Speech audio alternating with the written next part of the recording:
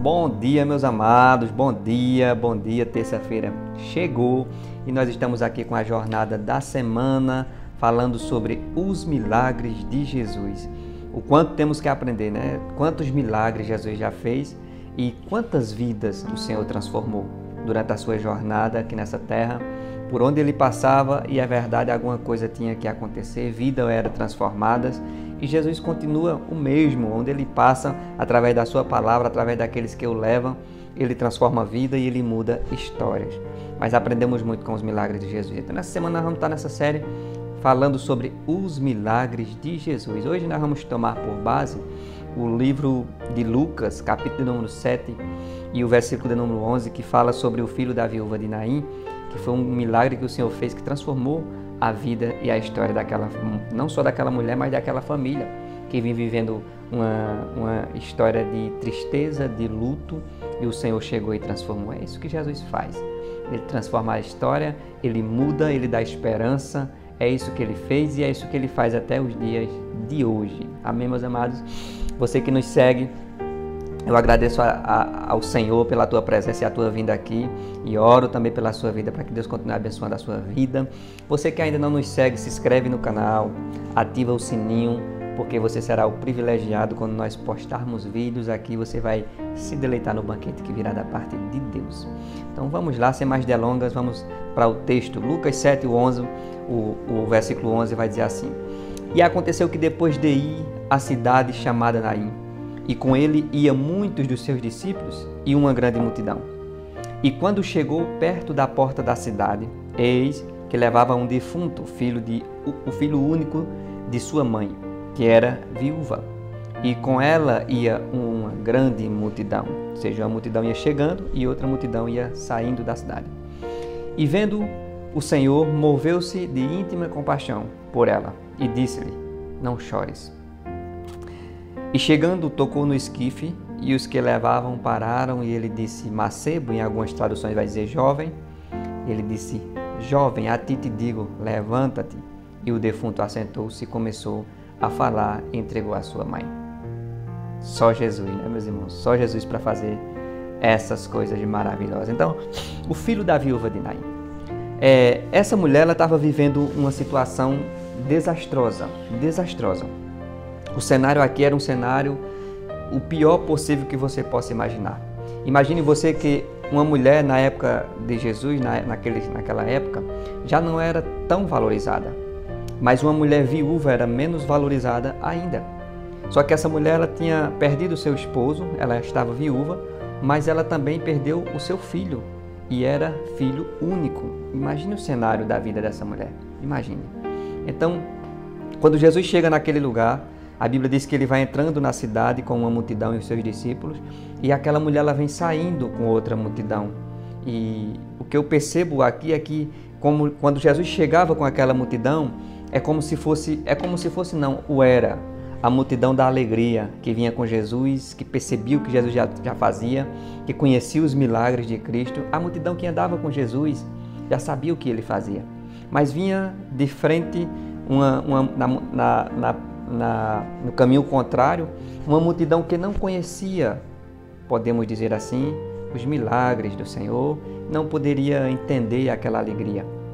Só que quando Jesus se encontra com aquela multidão, alguma coisa, já falamos no início, onde Jesus passa, alguma coisa acontece, e com certeza o milagre aconteceria. Mas a verdade é que existia duas multidões ali. Eu quero, assim como ontem, na meditação de ontem eu fiz uma pergunta retórica no início, eu quero fazer essa para nós também, nessa manhã. Qual multidão você faz parte? Você faz parte da multidão que já caminha com Jesus, que anda em alegria, que anda conhecendo os milagres e entendendo o que Jesus faz?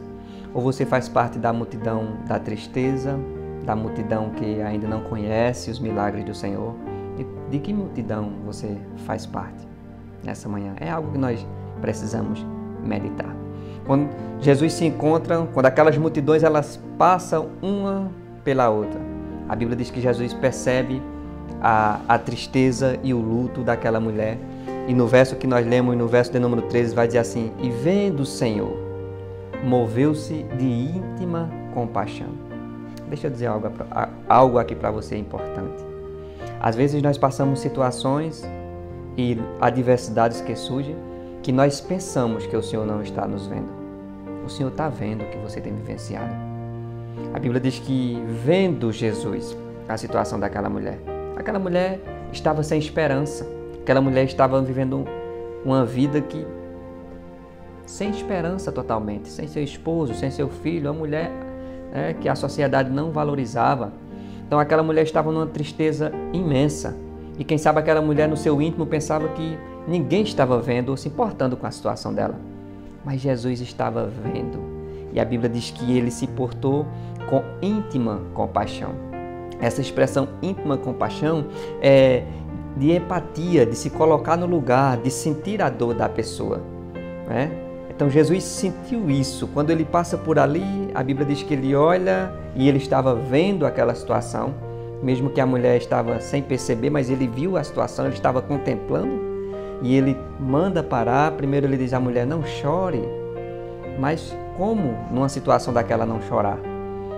Sabe por que Jesus fala isso? Porque ele é aquele que traz o milagre. E mesmo que esteja vivenciando momentos de choro, quando Jesus chega, a alegria, ela é abundante. Por isso que Jesus olha para ela assim, dizendo assim, não chore. E muitos não compreendem essa passagem. Como é que o Senhor diz para uma viúva, enterrando seu filho, não chore? É porque Jesus é a alegria e ele chegou. A Bíblia diz no livro de Salmos que o choro pode até durar uma noite, mas a alegria ela vem ao amanhecer. E quando Jesus passa, a alegria, ela com certeza, ela chega, porque o Senhor, ele é a alegria própria, ele é a transformação de vida e histórias. Então, quando Jesus olha para aquela mulher, ele move-se de íntima compaixão, ele já estava vendo a situação dela. E eu quero nesse verso dizer para você que o Senhor está vendo a sua situação. Ele contempla assim. Aquela mulher sem entender, o Senhor para o pessoal, o Senhor olha para ela e diz assim, não chore.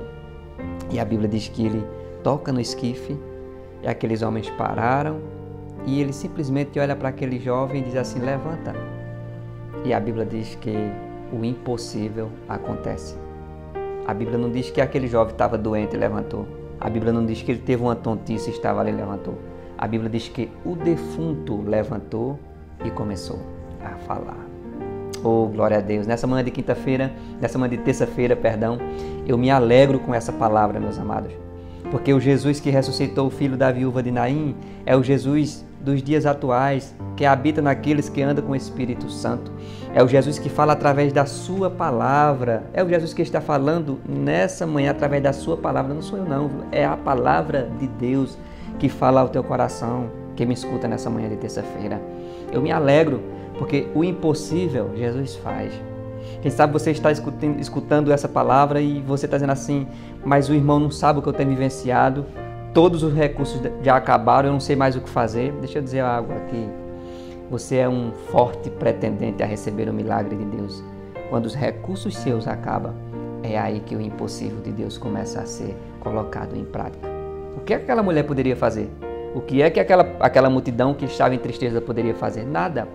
O jovem estava morto, mas Jesus é aquele que ressuscita, dá vida e muda história. É o Jesus que fala contigo nessa manhã.